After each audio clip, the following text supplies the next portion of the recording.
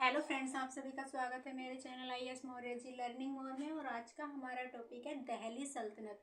दिल्ली सल्तनत हमने कल भी पढ़ा था, लेकिन दिल्ली सल्तनत में अभी काफ़ी कुछ है, तो हम उसी से आगे का टॉपिक लेकर आए हैं दिल्ली सल्तनत का। देखिए, दिल्ली सल्तनत में हमने कल कुतुबुद्दीन ऐबक के बारे में पढ़ा था। कुतुबुद्दीन ऐबक के बारे में हमने कल पढ़ा था और आज कुतुबुद्दीन ऐबक के बारे में ही पढ़ रहे हैं। देखिए, कुतुबुद्दीन ऐबक आराम शाह कौन थे? इनके उत्तराधिकारी थे।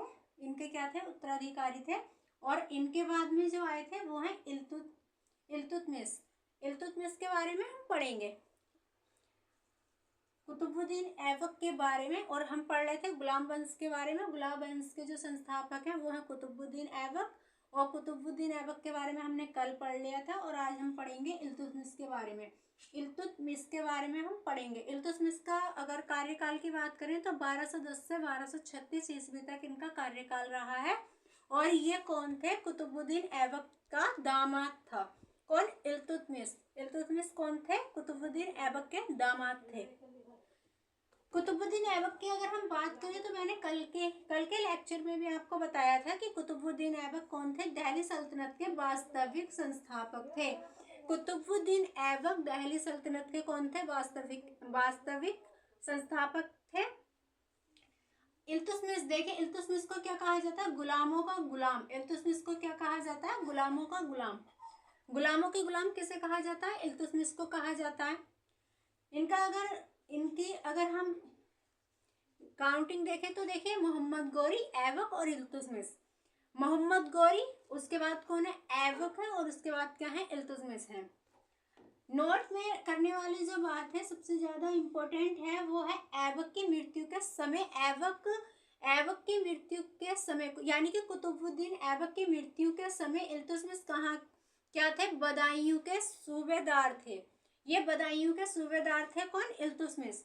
किस टाइम पर? जब कुतुबुद्दीन ऐबक की मृत्यु हुई थी, तब ये बदायूं के क्या थे? सूबेदार थे। बदायूं के सूबेदार।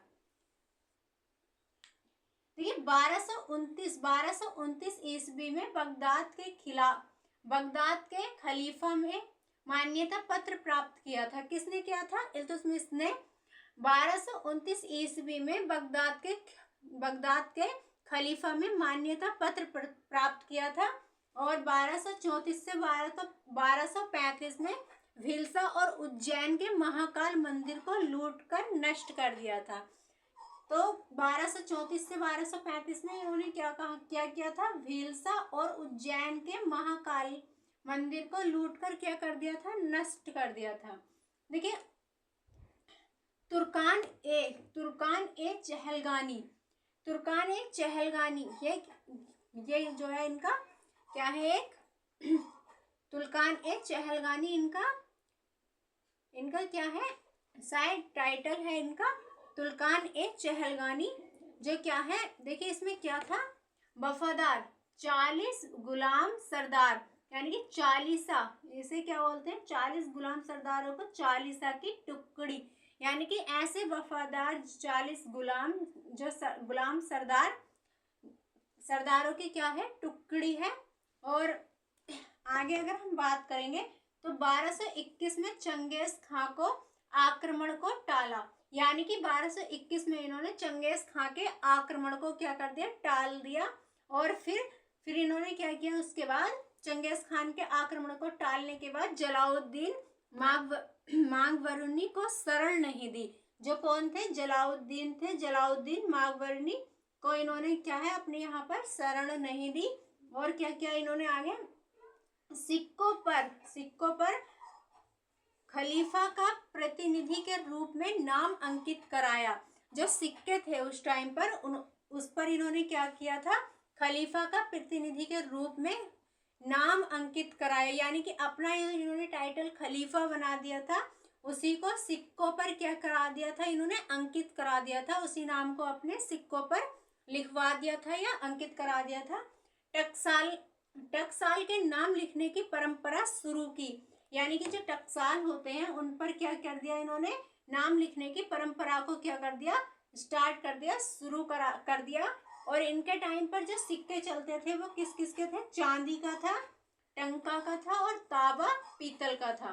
तो ये 4 तरीके के सिक्के चलते थे इनके टाइम पर, कुतुबुद्दीन ऐबक और इल्तुतमिश के टाइम पर चांदी, टंका और तांबा, पीतल, इसके सिक्के क्या होते थे उस टाइम पर, चलते थे। ठीक है, और क्या किया था इन्होंने, सुल्तानों का पद वंशानुगत बनाया गया। देखिए सुल्तानों का पद इन्होंने वंशानुगत बना दिया। जैसे कि मान लीजिए कुतुबुद्दीन ऐबक क्या है, सुल्तान है, अगर उनकी डेथ होती है तो अगर उनका बेटा है या बेटा है तो वही क्या बनेगा, सुल्तान बनेगा।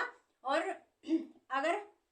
अगर मान लीजिए बेटा नहीं है, बेटी है, तो दामाद क्या बनेगा, सुल्तान बनेगा।